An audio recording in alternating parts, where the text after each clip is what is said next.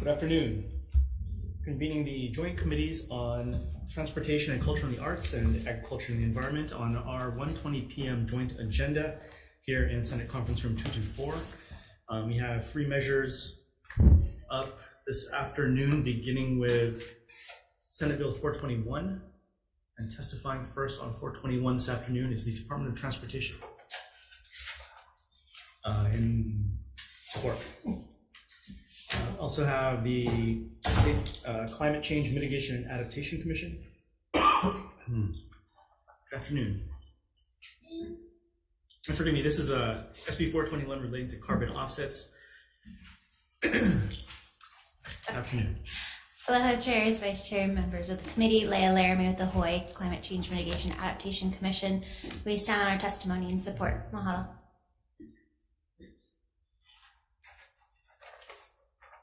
Thank you. Next is Climate Protectors Hawaii.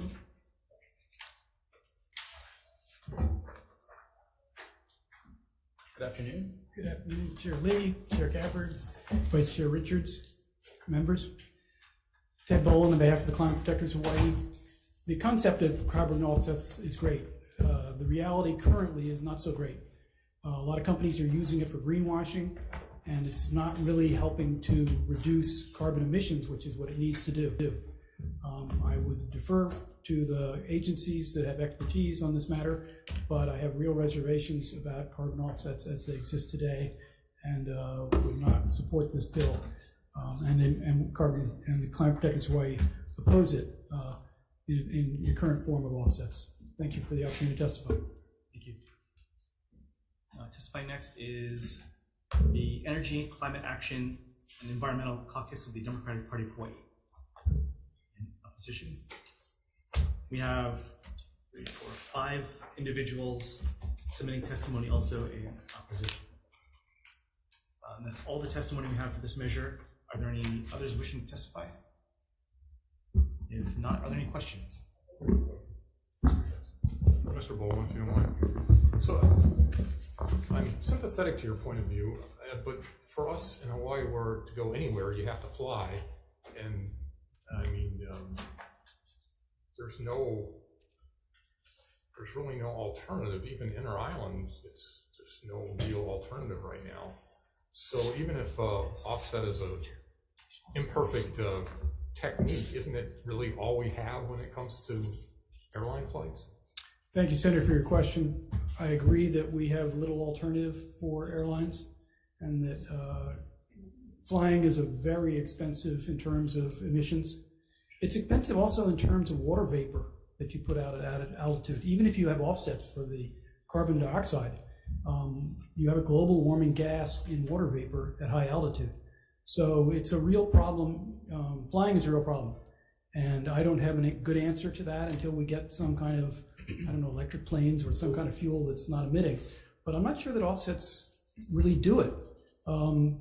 People are using offsets and saying, okay, we're going to plant trees in another part of the world. And the results have been very disappointing, and the trees don't really act as sequestrations for a decade or more. So, and that's too far out in the future. So I'm not sure that offsets are the answer. That's my concern. I guess the question is, what is it? I mean, you're saying you don't have an answer, so I don't. I think an answer. Less. I mean, I don't fly less is one answer. For those of us who live in Hawaii, especially the neighbor island guys who have to fly home. No question that they have to do that. There's nothing they can do about that. Yeah. So if they don't offset, then it's just complete.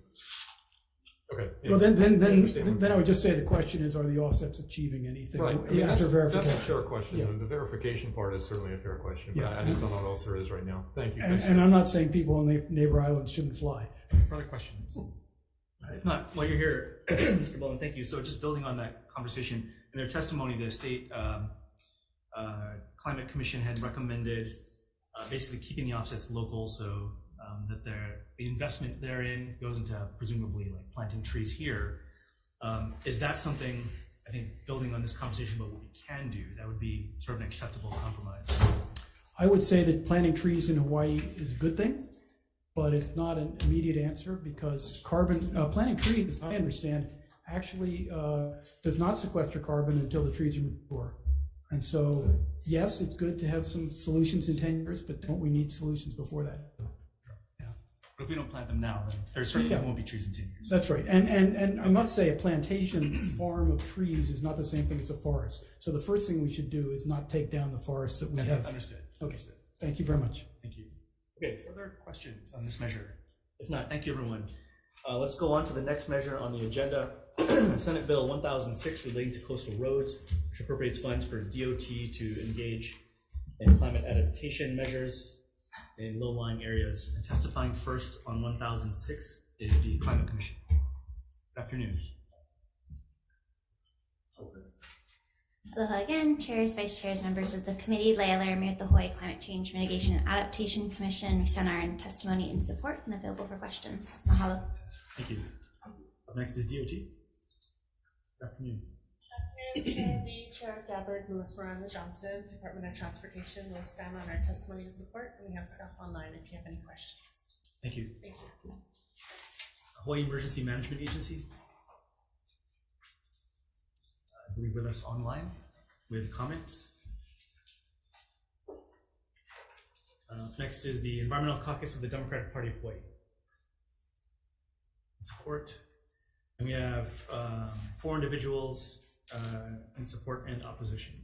That's all the testimony we have on SB 1006. Is there anyone else here wishing to testify on this measure?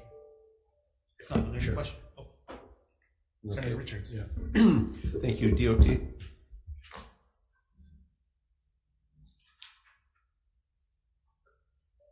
May, are you available for questions?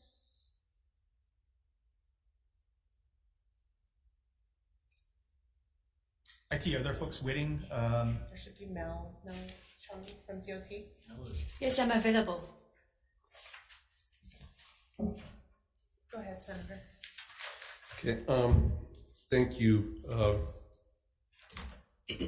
Fully support this. That's not what I'm talking about. But I was trying to see a reference. There's a reference to the other islands, but there's no reference to the Big Island as far as some of our highways. In Grant, we're a younger island, we're a steeper island, so we don't have quite the inundation concern, but I'm just wondering about Big Island. Oh, actually, there are some concerns, but I just didn't include that in the testimony. And if you look at our report, we state a lot of areas that are, that will be impacted for this climate hazard. There are locations on Hawaii, especially in the Hilo side. Yeah, well, Hilo and also Ali'i Drive on the Kona side. Mm-hmm. So. Yeah. Anyway, just like I said, I didn't see it specifically spelled out in this. So just raising the concern. Thank you, Chair. Thank you. Yes, I also had a question for DOT. Have the high-risk areas been identified? Do you have like a list of, if we get the money through this measure, here's where we start? Okay, so for the adaptation plan, we suggested a lot of different measures we have to take care. But then we also have a statewide shoreline program, and they have the listed top, 40 sites on the entire Hawaiian island. So we have ranking for those sites, and we can follow those. I see. Thank you. Further questions? If not, thank you, everybody. Thank you. Let's move on to Senate Bill 1024 relating to transportation, which establishes long-term goals for zero emissions transportation and does some other things. And testifying first on SB 1024 is the Department of Transportation. Hi, Chairs. Melissa Miranda-Johnson, Department of Transportation, again standing in support of our testimony and have staff available online for questions. Thank you. Next is the Climate Commission. Aloha again. We stand in support on our written testimony and available for questions. Mahalo. Thank you. Next is the State Energy Office. Good afternoon. Chris Junker from the Hawaii State Energy Office. We stand on our written testimony in support and are available for questions. Thank you. Thank you. Next is Office of Planning and Sustainable Development. Good afternoon, Chair Lee. Good afternoon, Chair Gabbard, members of the committees. Scott Glenn, Director, Office of Planning and Sustainable Development. We submitted testimony in support. And I'd just like to note at the end of our testimony that we mentioned considerations of adaptation and resilience as well, especially in light of the bills that you just considered. that the opportunity for OPSD being a part of this working group could help contribute that perspective. Thank you. Thank you. Up next is the County of Hawaii. Not sure which department this is, my apologies, but in support, Climate Protectors Hawaii.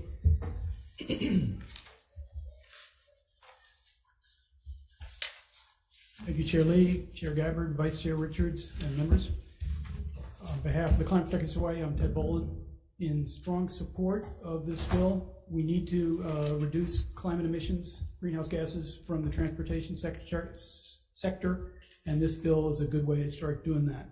So please pass this bill. I think it's an excellent piece of legislation. Thank you very much. Thank you. Next is the Environmental Caucus of the Democratic Party of Hawaii in support, Alliance for Automotive Innovation in support, Hawaiian Airlines in support, Big Island Electric Vehicle Association in support, Hawaii Auto Dealers Association comments, Ulupono Initiative in support, Blue Planet Foundation in support, Kauai Climate Action Coalition in support.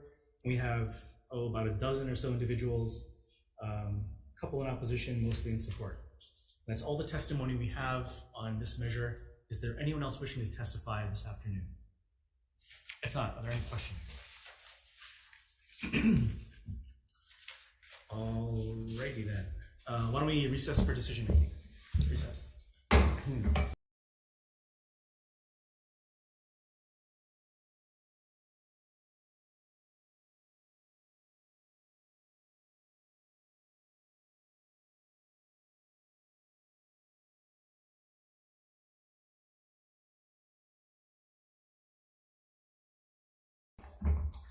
Good afternoon. We're reconvening the joint committees on transportation and culture and the arts and agriculture and the environment on our joint 1:20 p.m. agenda for decision making on 3 bills.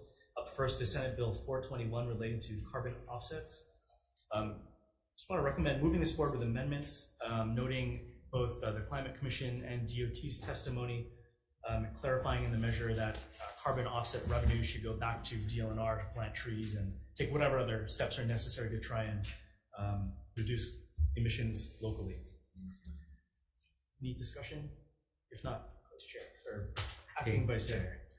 Okay, Chair's recommendation is to pass SB 421 with amendments. Chair Lee. Aye. Vice Chair is excused. I vote aye. Senator Ke'oho Kalole. Aye. Senator Awa. No. Mr. Chair, the measure passes with amendments. Thank you. Same recommendation for AEN. Any discussion? Chair. Yes. Yeah, I appreciate the fact, the concern. I do think we need more weigh-in, but to keep the conversation going, I'm willing to support it with reservations. Yeah, the chair's recommendation, I will be voting with reservations as well. I think something's better than nothing, and I'm concerned about the in the testimony about greenwashing. Yeah. And is this just a feel-good thing? You know, I happened to look up online that a round-trip ticket to San Francisco, the offset is $17.28. But one of the issues that's come up is, does that money actually get to where it's supposed to go to help with our goal? So I'll be voting with reservations as well. Anyone else? Chair. Yes. Sure. Just in regards to that, we have our challenges, even just on an island like Molokai, just to get to and from. We probably get the highest rates of airline tickets, whether or not we can even get to the island, as most of you know, back home, like I couldn't this weekend. With that being said, I'm gonna vote no. Okay. Thank you. All right. So chair's recommendation is to pass. With amendments, chair votes WR. Thank you, Chair. Vice Chair votes WR. Senator DeCoit. No. Senator Rhodes. Aye. Senator Awa. No. Chair, motion passes with 3 in favor. Thank you, members. Thank you. Moving on to the next measure, Senate Bill 1006 relating to coastal roads. Recommendation is to pass this on with amendments blanking out the appropriation and just adding in a defective date. Any discussion? If not, Acting Vice Chair. Okay, Chair's recommendation is to pass SB 1006 with amendments of the 4 members present from the Committee on Transportation and Culture and Arts. Are there any objections? Any reservations? Okay, hearing none, Mr. Chair, the measure passes with amendments. Same recommendation for AEN. Any discussion? Chair votes aye. Thank you, Chair. Same motion passed with amendments. We have 5 members in present. Are there any with reservations or nay votes? Chair hearing none, we have 5 ayes. Thank you, members.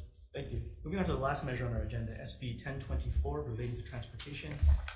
I'd like to move this forward with amendments as well, noting a ton of stakeholders in support, and given it's a similar bill that we passed last year. We'd like to move this on to the Ways and Means Committee, but make some amendments. So the first is we'd like to make sure that, based on some of the testimony, DOT and Energy Office co-chair the working group. We'd like to adopt Hawaii County's recommendations, which would add counties to the working groups. We'd like to make sure that we're clear that we direct the departments to incorporate into their plans these long-term goals and work to achieve those goals. And add that DOT and Energy Office should coordinate with, and Office of Planning and Sustainable Development should coordinate with the working groups across all relative modes of transit for charging. So not just vehicles, but per DOT's testimony and recommendations, also including things like airports and air travel and whatever else might be relevant, working with the airlines and other stakeholders. And also take a look at developing other options to facilitate the transition to zero emissions as they become relevant. And finally, we just want to reorder sections in the bill for clarity and make changes for style and brevity. Any discussion on this measure? If not, Vice Chair. Okay, Chair's recommendation is to pass SB 1024 with amendments of the 4 members present from the committee. Are there any no votes? No vote. Okay, noting the no vote from Senator Owa. Any other members voting with reservations? Okay, hearing none, Mr. Chair, the measure passes with amendments. Same recommendation for AEN. Any discussion? Chair votes aye. Thank you, Chair. Vice Chair votes with reservations. Senator DeCoit? Reservations. Senator Rhodes? Aye. Senator Owa? No. Chair, motion carries with 4 ayes. Thank you, members. All right, thank you, everybody. We are adjourned.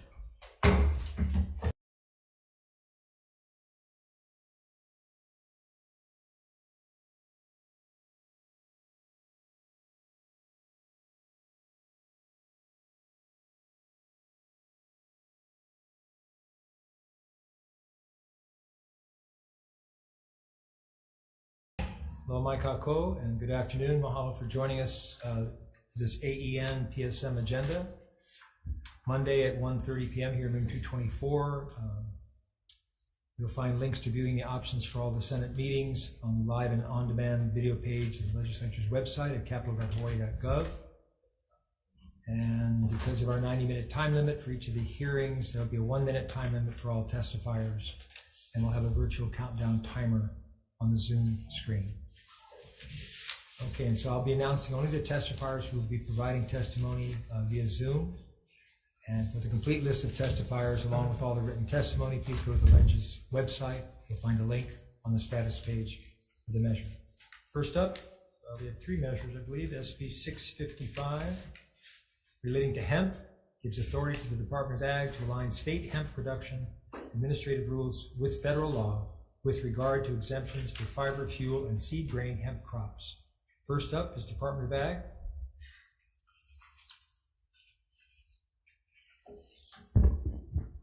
Good afternoon, Chairpersons Gabbard and Wakai, and members of the committee. My name is Sharon Hurd. I'm with the Department of Agriculture, and the department supports this measure and offers comments regarding the language of the bill.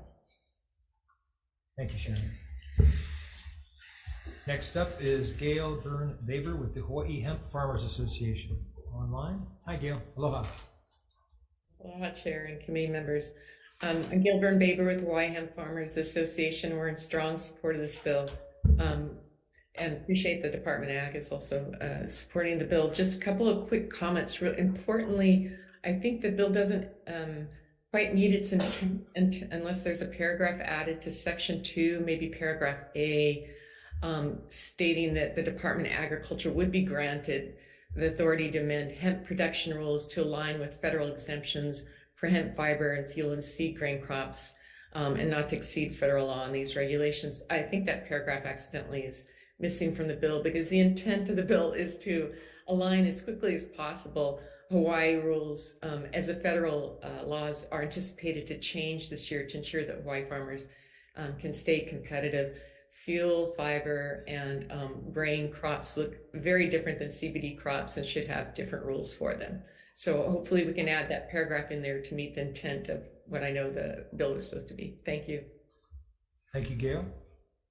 Next is Brian Miyamoto, Hawaii Farm Bureau.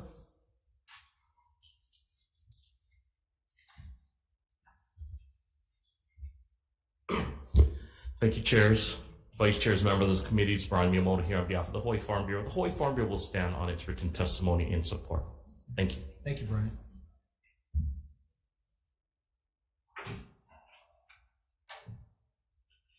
Next is Gail Ganazzo. Is Gail here in person? Robert Bentz on Zoom. Sean Lester on Zoom.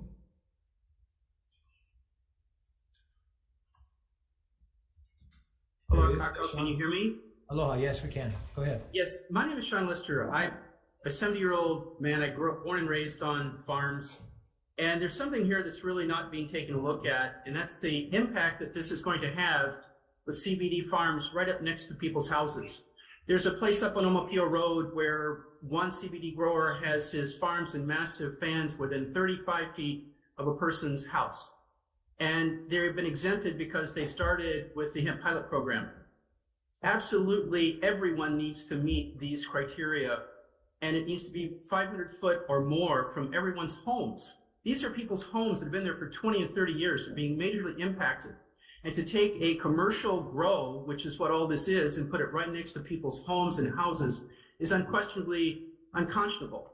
So please, for God's sake, make it 500 feet away from everyone's homes that are already existing, as well as not exempting these guys that have been in before. It's hurting whole neighborhoods. Thank you so much. Please take care of this. Aloha. Aloha. Thank you very much. Anyone else wishing to testify on SB 655? Members, any questions? Question. Question for DOE. Senator Court.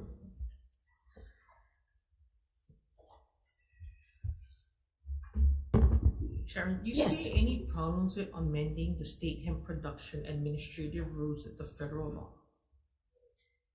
Well, good question, Senator.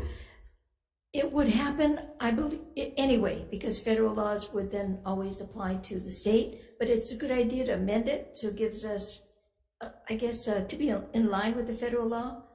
I think that would be a good idea, but let me get the subject matter expert.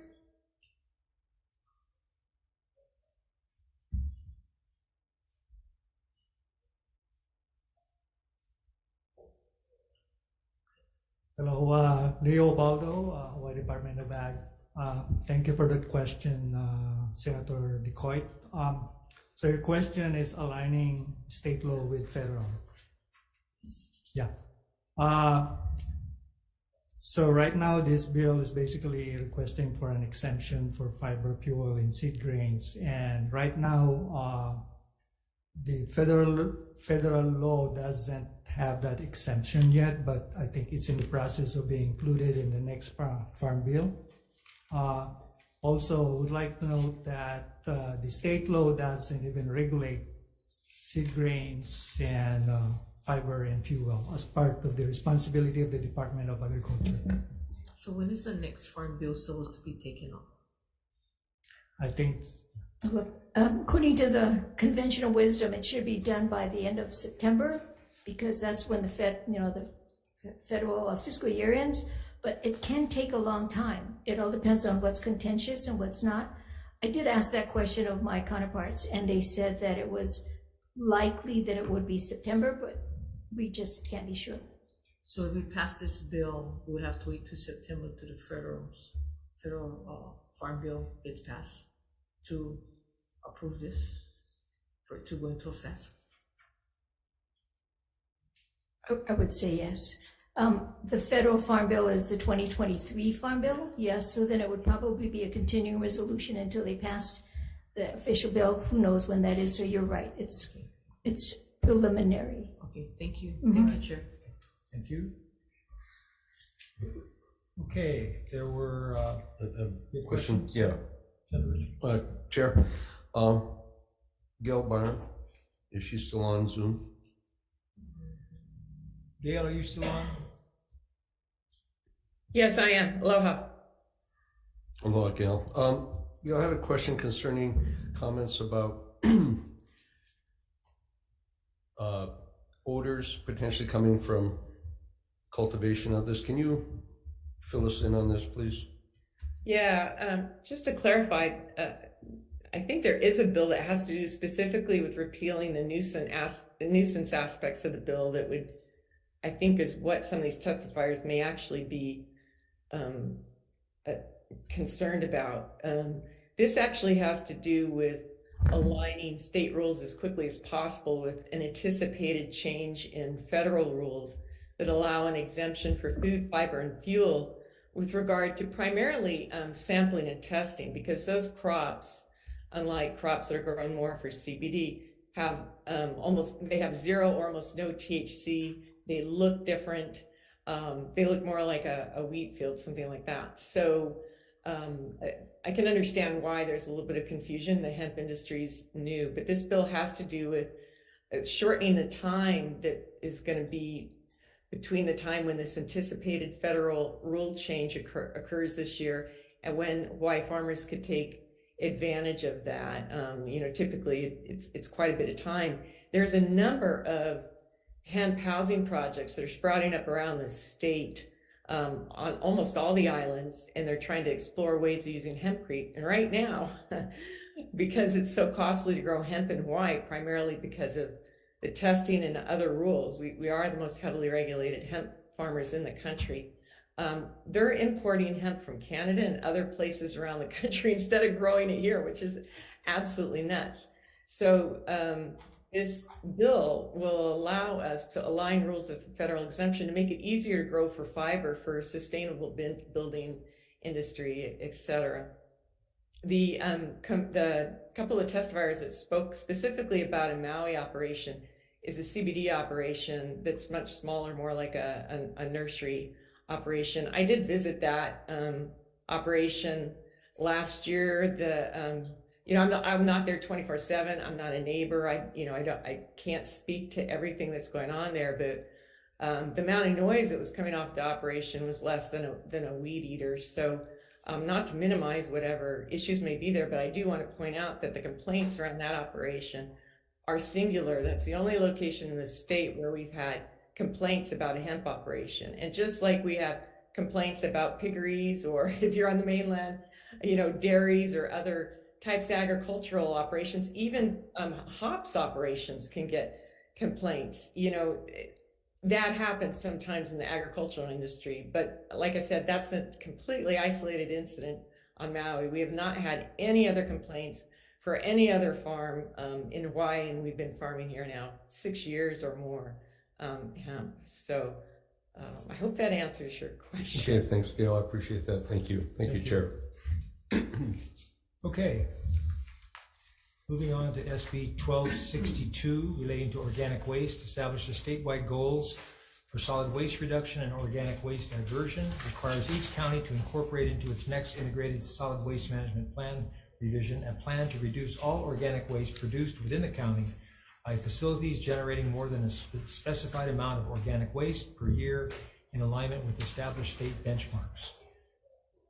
Okay, so first up on SB 1262 is the Department of Health.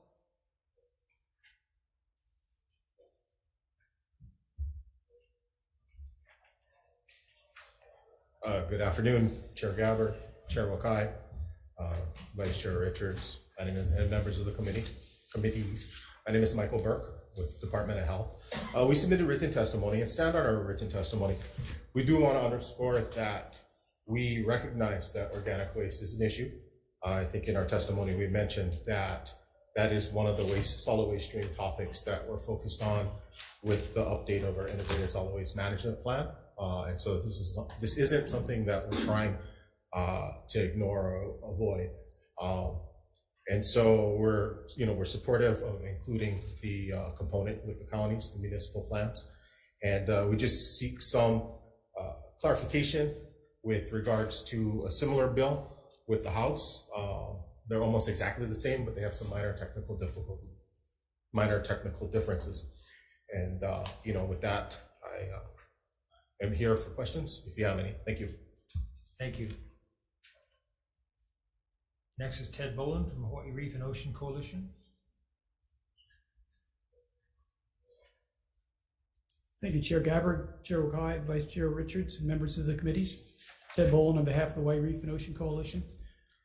Getting organic waste out of landfills is incredibly important because it creates methane gas, which is a greenhouse gas, if it's put in there. So it is important to get it out. I would like to talk to the Department of Health and see what the differences are in those bills, and perhaps suggest the committee defer decision on this. But I think this is a good bill. I think you should pass it, but maybe work out some differences with the House version. Thank you for the opportunity to testify. Thank you, Ted. Anyone else wishing to testify on SB 1262?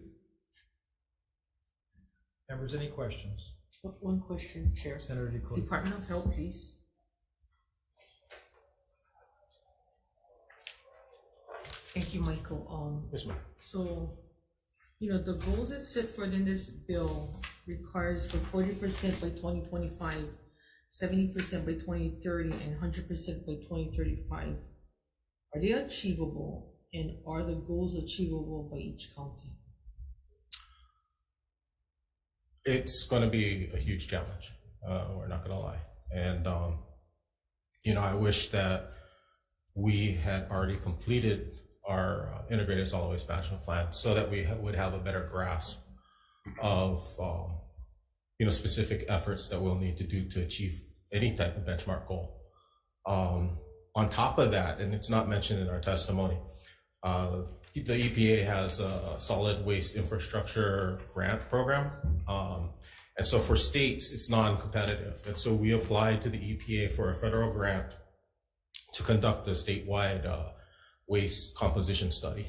And that would give us a really good idea on not only here on Oahu, but for the neighbor islands that haven't had an opportunity to update their waste characterization plans in a long time. I think the Big Island, it's been 2008. And so this would then create a uniform study that would give us even better idea of just the amount, the volume of organics, in addition to other types of waste, obviously. You guys have any thing like that you guys looking at on Molokai and Lanai?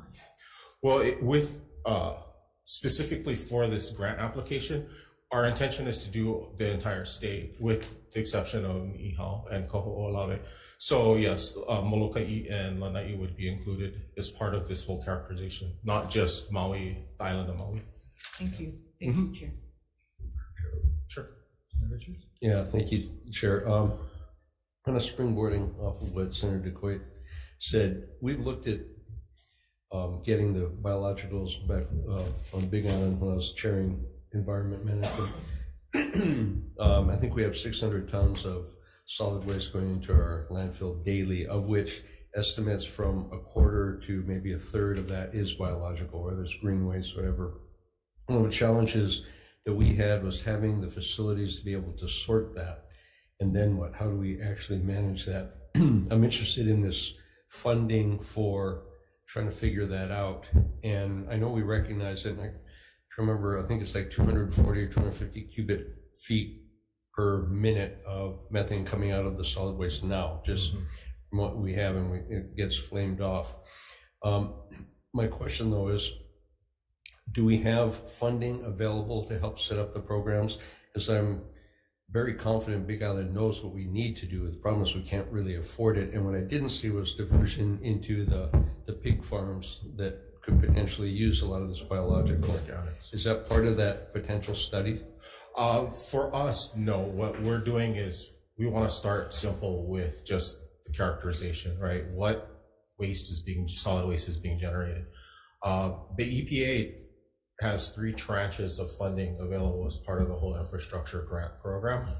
And so at the state level, the benefit we have is that it's non-competitive, but it's for studies, data collection, or improving our data. There is a tranche that's available at the municipal level. I believe that is competitive, but it is for what we would normally or traditionally think of as infrastructure. So whether it's a sorting facility, a MRF, or some of these other types of projects, I know that eligibility is there. I know the County of Hawaii is applying for a grant for food diversion. I think they're doing they're looking at doing a pilot project in Hilo on that, and we're supportive of that. I don't know, and goes back to Senator Coit's question. I don't know that we can achieve these goals, in the timeline prescribed, but that's what we're going to work towards, and we can't do it without the County of Hawaii, without the County of Maui. Yeah, and I appreciate that. The non-competitive funds, I think I'm echoing Senator Coit's concern, is that would those be applied based upon population? Because again, the more rural districts are going to be, I think they're going to take more work relative to the bigger population centers. So for that non-competitive portion, that's only available to state governments. Mm-hmm. And so what we're doing is that we're going to apply that for a statewide study. We're not, and so of course it'll take into account population in the essence of, we know that the volume of waste is generated here on Oahu compared to the neighbor islands, but we're going to require, and this is probably a year or so down the line, we're going to have to do an RFP and all that. But as part of that, our contractor will be required to do that analysis on the neighbor islands, on Lanai, Molokai, on the Big Island, because we don't want to know only what's going into our trash here on Oahu. So we want it statewide. That study would be uniform across the state and not focused on population. Yes. Thank you. Thank you, Chair. And so, Mr. Burke, that's why in your testimony, you're suggesting that moving the deadline from 2035 to 2045 as far as...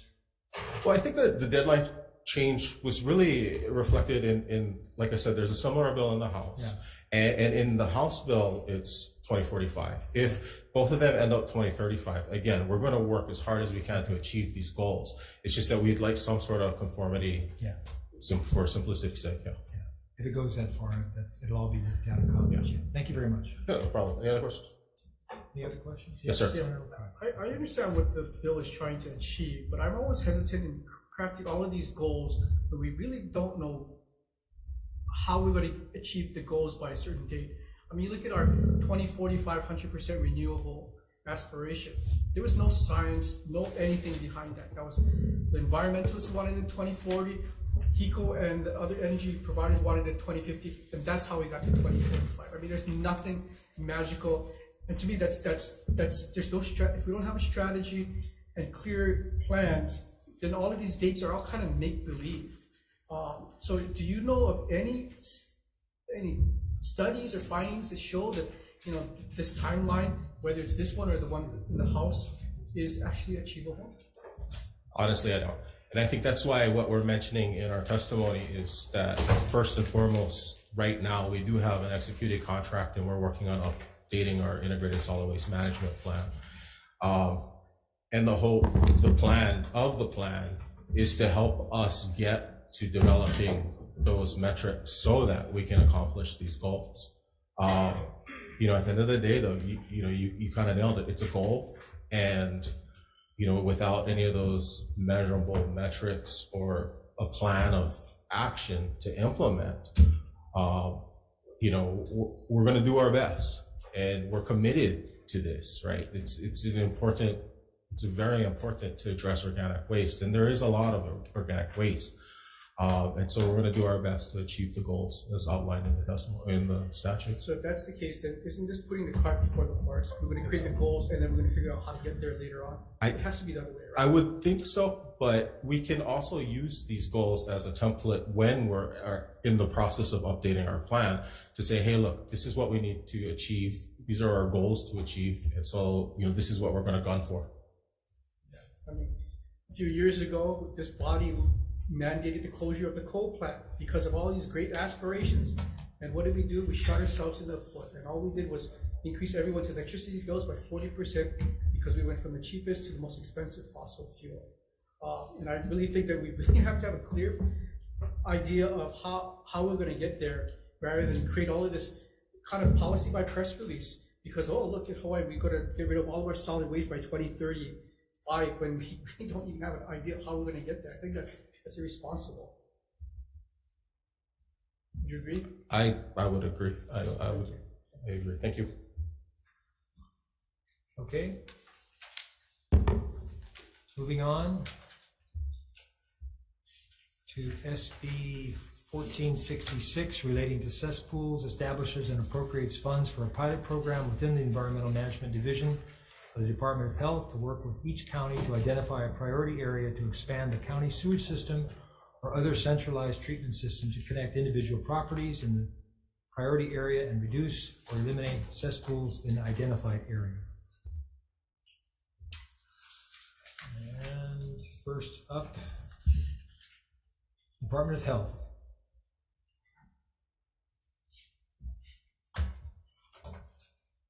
Good afternoon, Chair Gabbard, Chair Wakai, members. My name is Joanna Sito. I'm the Environmental Management Division Chief for the Department of Health. The department stands in strong support of this measure and has a recommendation to add the ability to contract this work. Thank you. I'm available for questions. Thank you very much. Melanie Lander with UH. Aloha, the University of Hawaii Sea Grant College Program and the Water Resources Research Center stand on our written testimony in support. Thank you, Melanie. Ted Boland, Hawaii Reef and Ocean Coalition. Thank you, Chair Gabbard, Chair Wakai, Vice Chair Richards. Ted Boland for the Hawaii Reef and Ocean Coalition. We are in strong support of this bill. I served on the cesspool conversion working group for 4 years, and one of the areas in which cesspools can be eliminated is by expanding sewers for those that are near the sewer. You're not going to sewer the whole state, and it's only in the areas that can be economically done, either by connection to a county sewer or by some kind of cluster sewer. But getting rid of some of our cesspools by expanding sewers is a good idea, and this bill is provides a way to get there with each county figuring out a priority area. So I think it's a good step, and I support it strongly on behalf of the Hawaii Reef and Ocean Coalition. Thank you for the opportunity to testify. Mahalo, Ted.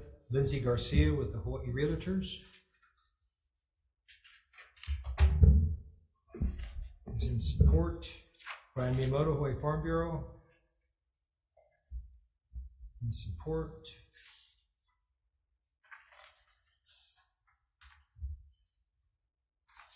Anyone else wishing to testify on this measure? We have 17 in support, 0 opposed. Anyone else? Members, questions? Question, sorry. Senator DeCoy. Department of Health.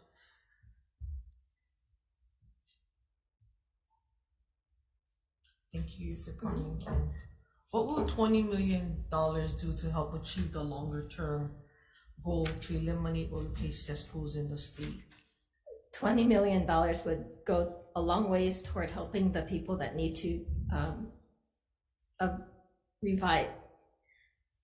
That would go a long way to help the people who need to improve their cesspools and make connections to any of the sewer connections that are available from the counties.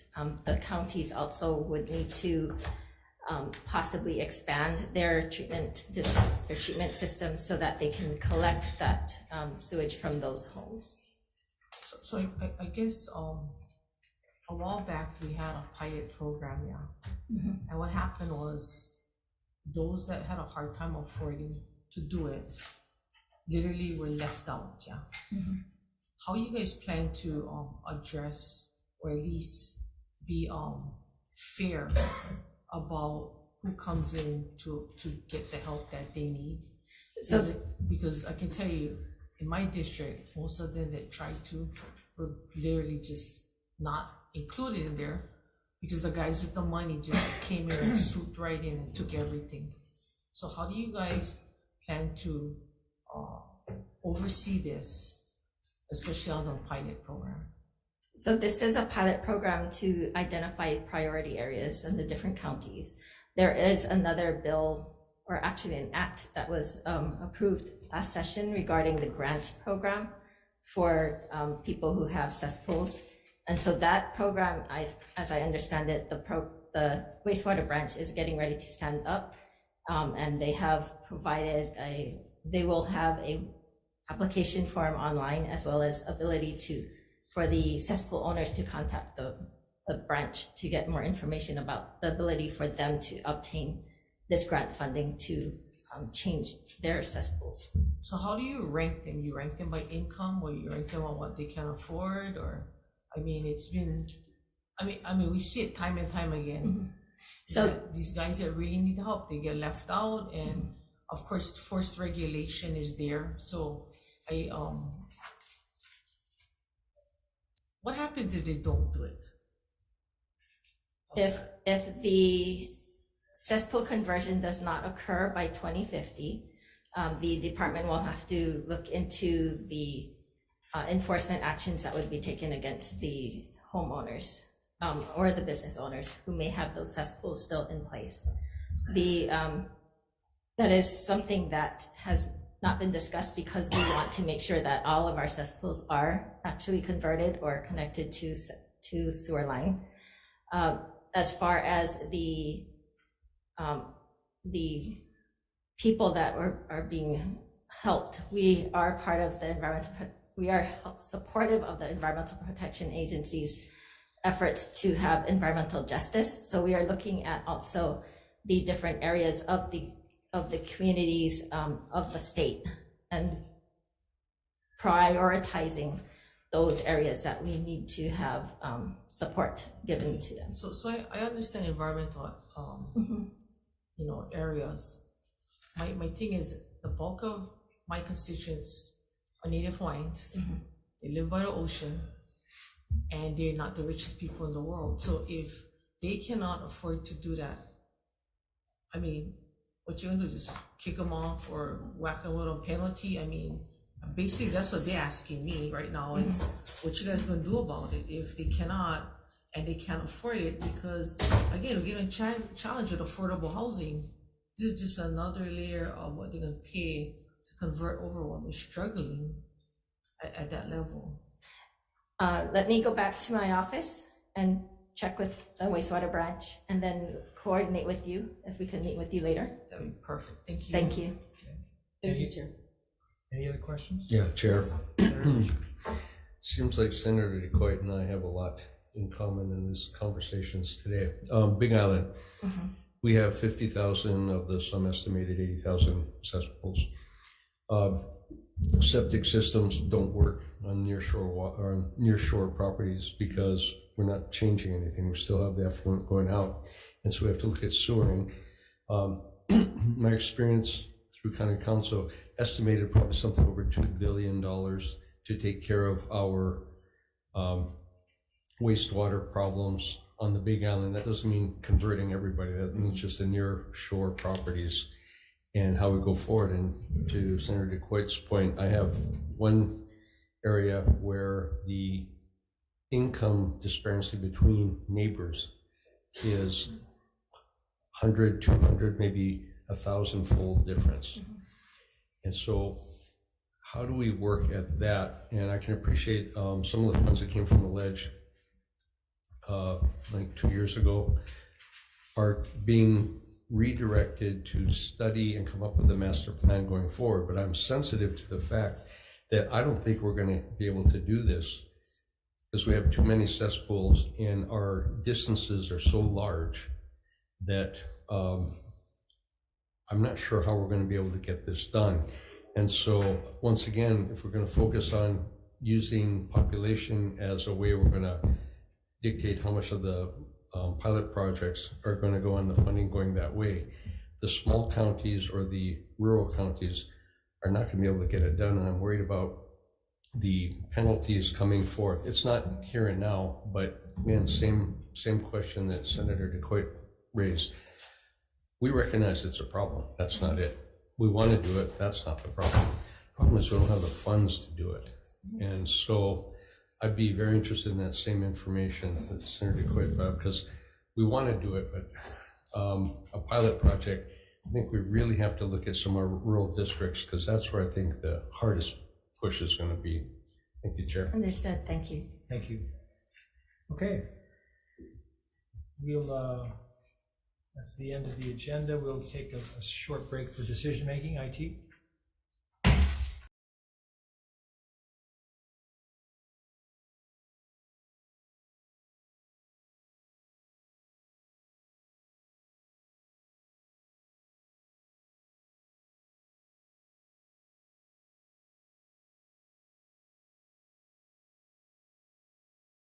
Reconvening the 1:30 joint AEN-PSM hearing for decision making.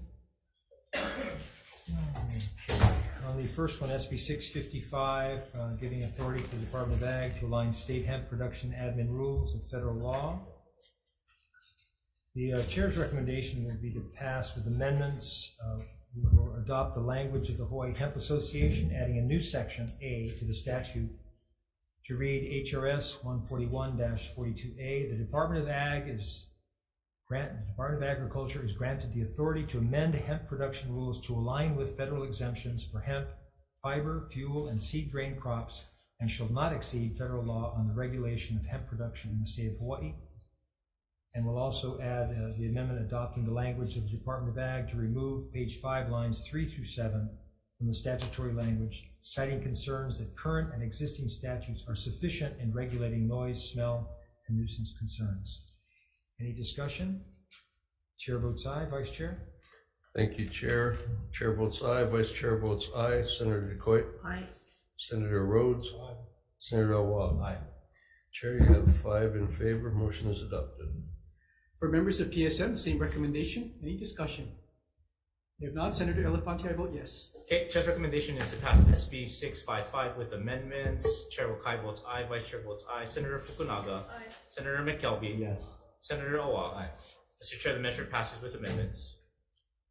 Okay, moving on to SB 1262 relating to organic waste, establishing statewide goals for solid waste reduction and organic waste diversion. The chair's recommendation for AEN will be to pass as is. Any discussion? Just organic waste. Yeah. Yeah.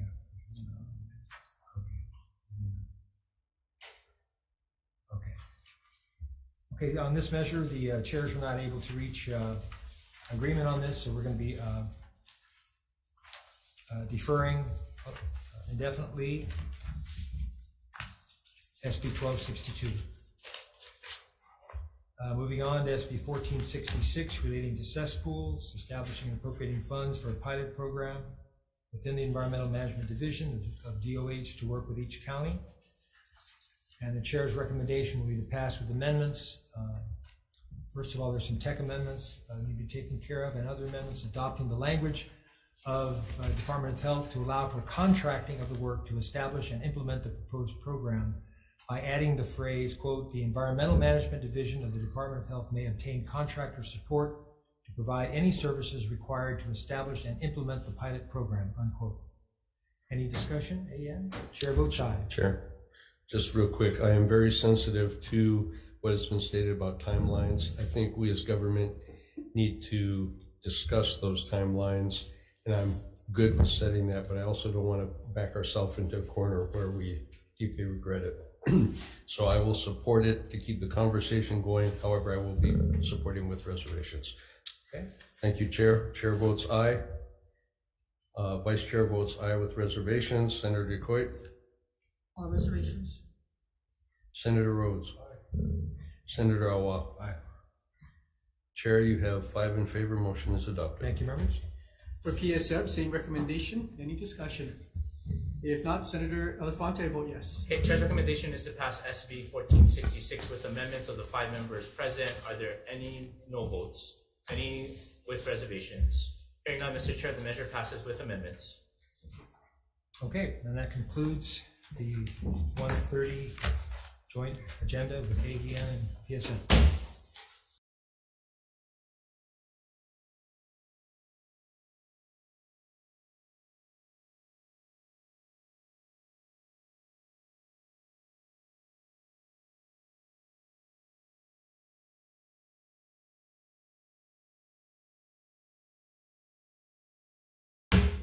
Aloha, I'd like to order the joint AEN and Government Operations 2 o'clock agenda. Sorry for the delay, thank you for waiting. We have two measures on the agenda. We'll start off with SB 175, relating to recycling, requires state agencies to implement an on-site recycling program using rules issued by the Department of Health in conjunction with the Office of Planning and Sustainable Development at buildings and facilities managed, maintained, or serviced by the Department of Accounting and General Services.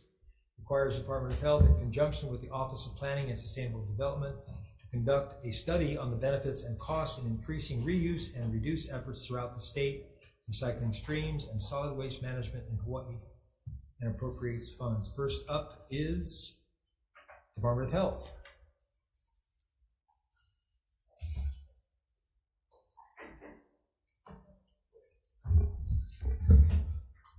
Good afternoon, Chair Gabbard, Vice Chair Richards, Chairman McCovey stepped out, and Vice Chair Gabbard. My name is Michael Burke. I'm with the Hawaii State Department of Health. We submitted testimony commenting, written testimony commenting on this bill, and we stand on our written testimony. I'm available for questions. Thank you. Thank you. Next is Scott Glenn with OPSD. Aloha Chairs, my name is Danielle Bass, the State Sustainability Coordinator in the Office of Planning and Sustainable Development. Our office submits testimony supporting the intent of this measure and offering comments so that we can continue our partnership with the Department of Health. I'm available for questions. Mahalo. Thank you very much.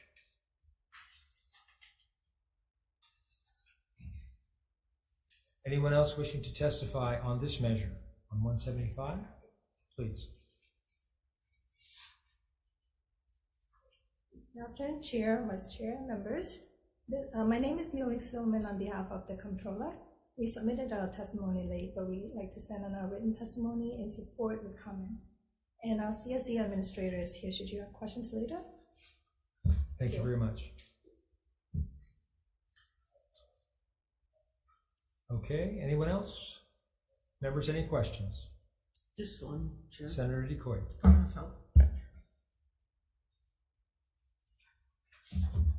Michael, thank you. Sorry. Can you guys consider contracting the recycling function statewide to outside contractors to collect the recycling waste and get paid from part of the proceeds from the recycled material? I'll have to take a look to see if statutorily we're allowed to do that. Now, with regards to this bill, or are you talking about just the universal recycling? I know in this bill and in general, you know. I mean, technically we do for high five, right? So let me take a look and I'll email your office if you don't mind. I'm sorry, I don't have that. That'd be good. Thank you. Yeah, no problem. Okay, sure. Yeah, I got a question for you. Yes, sir. Can you comment briefly on the different types of solid waste streams and which ones are in particular of major concern? All right. Actually have our scope. So we identified 8 as part of our RFP and now with our contract with our contractor.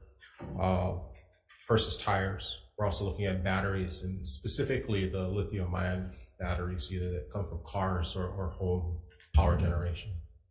Photovoltaic panels, organics, like I mentioned in our previous testimony, construction waste, packaging waste, carpet, mattresses. And then we did set aside one waste stream topic, although it's not necessarily a waste stream, but to work with us, the contractor and the task force to work with us to evaluate our current programs Obviously there are some issues that have been identified with, for example, the Hi-Fi program, ADF glass program, and the electronic waste program. So we're going to do sort of an evaluation of our operations there. And then we have a 10th open spot, so that during the course of our update with the task force, if there's a pollutant or a solid waste stream of concern, that we have a spot available that won't cost us extra to address. Okay, thank you. Mm-hmm. All right, anyone else? Okay, great. Thank you. Thank you. Moving on to SB 245. Requires for each draft environmental assessment and draft environmental impact statement a public hearing and the community directly affected by the underlying proposed action. First up is DLNR.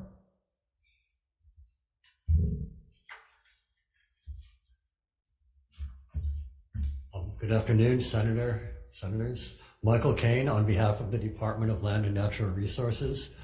We've submitted comments for your consideration, and if I may add one more in reviewing some of the public testimony, I think it would help the committee to differentiate between public hearings and the less formal informational briefings.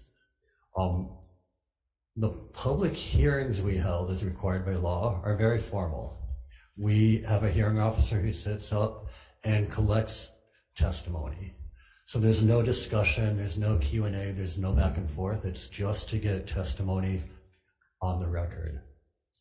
And it seems like, to me, the intent of the bill and the intent of a lot of the comments were to increase public communication between project proponents and the affected communities. So I would suggest there might be other ways we can address it. Public hearings can be frustrating for everybody because the community wants answers and we're just there to take testimony. So I offer that for your consideration. Thank you, and I will be here for questions. Okay, thank you. OPSD, Scott Glenn.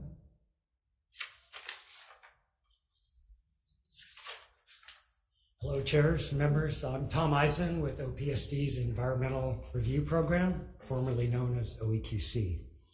I stand on our submitted comments, but I would like to emphasize how this would be a substantial departure from the established law and practice of having the agencies that are involved in any action going through the environmental review process to handle all the details. OPSD, we facilitate the whole process, but we don't get our hands on involved in any specific issue going through other than publishing the fact and promoting the availability of the information. Further, OPSD neither has the staff nor the resources to conduct all of these public hearings as the bill requires, and the administration of this would be a big hit on us, and the potential for to have multiple hearings on multiple islands all on the same day seems overwhelming, but I'm available to answer questions as necessary. Thank you very much. Puanani Thone with the State Environmental Advisory Council.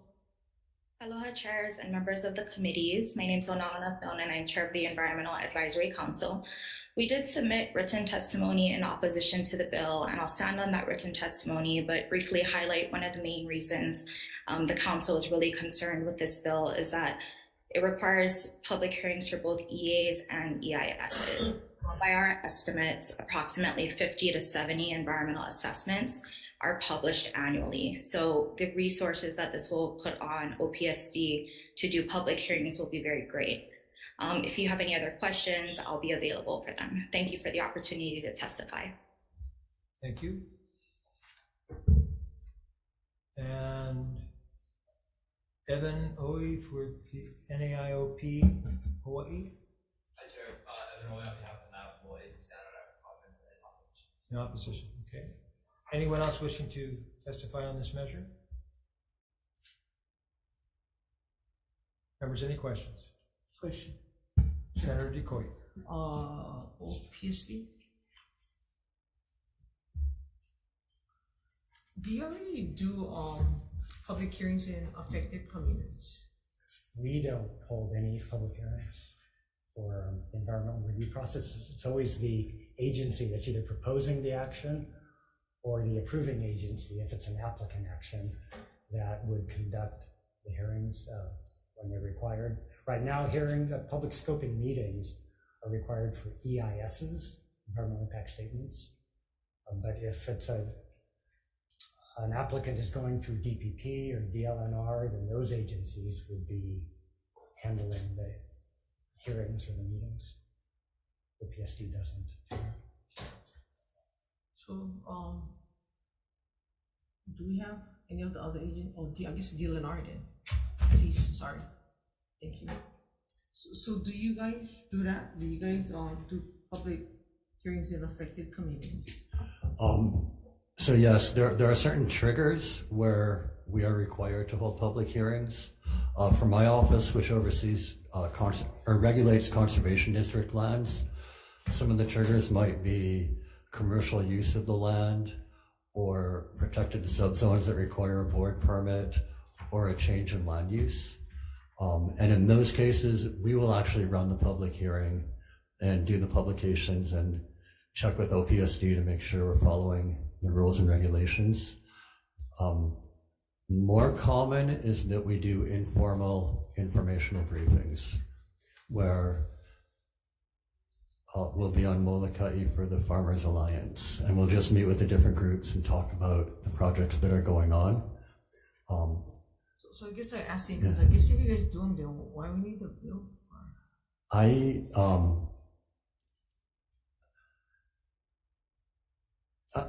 mean, as OPSD's Kuleana, but it did feel like overkill to me because we are already doing it. Okay, thank you. Thank you, Chair. Okay. Anyone else? Any other questions? 45. Okay, we'll take a brief recess. Decision making.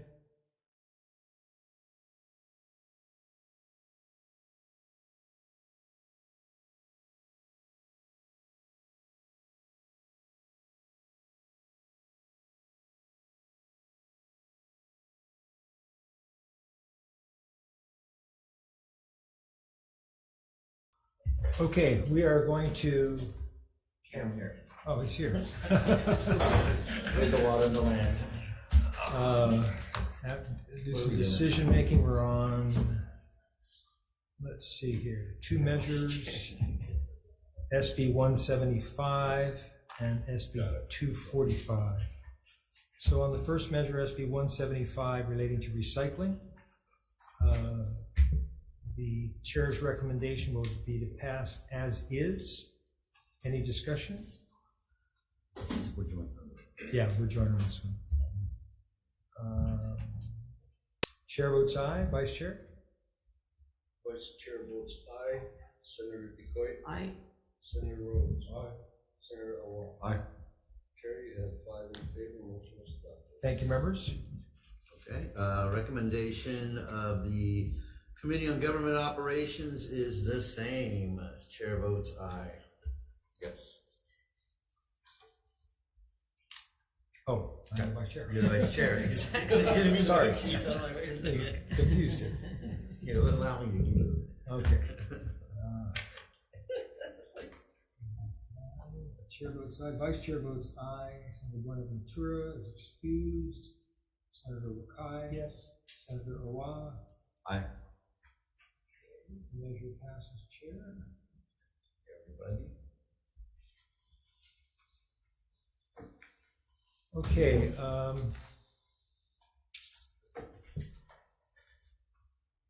On the second measure, SB 245, relating to the environment, Chairs, what I'd like to do is just defer this this measure here. Yeah. We just need more time on this one, so. Well, actually, I concur, and it's funny because I introduced a bill like this, identical last year in the House. Okay. So, yes, let's spark off something. Okay. Maybe I can bring it back next So we'll defer SB 245 indefinitely. So that, can we just go on? We have to conclude this other one. Okay, let's go ahead. Okay, so we'll now adjourn the joint AEN GVO.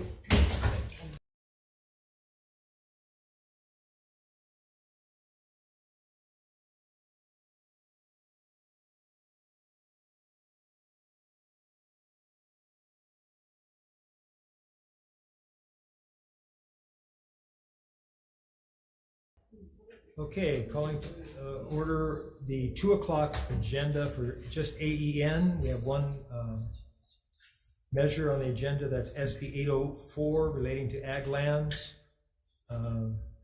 being leased or used for pet animal sanctuaries, provided that the pet animal sanctuary provides a public benefit.